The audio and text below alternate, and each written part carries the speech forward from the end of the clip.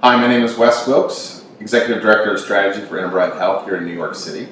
We know that study after study puts failure rates of mergers and acquisitions north of 70%.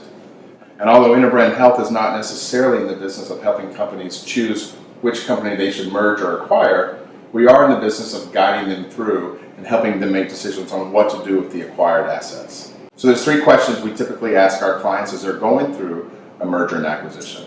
The first question is, how are you deciding which brand or brands should lead and be market facing?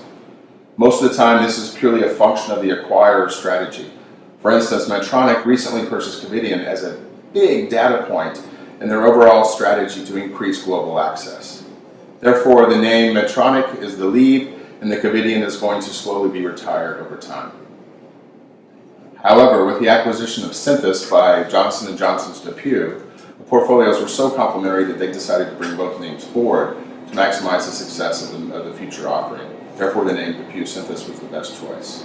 The second question is, do you really have a deep understanding of the equities of the brand or the company that you're merging with or acquiring? In healthcare, we know customers are caring more and more about the source or the company that's bringing a product to the marketplace. And we've learned over time through our mergers and acquisitions work that sometimes you can't just simply buy your competitor's demand, especially if that demand is tied to a certain brand. So companies who take the time to understand which assets can be transitioned, and more importantly, how quickly they can be transitioned to a new source brand, are the ones that are going to succeed. The third question is, how are you engaging your employees during a merger and acquisition? One of the most common mistakes we see is that most of the narrative is geared towards the financial community around the synergies and the value capture of the acquisition itself.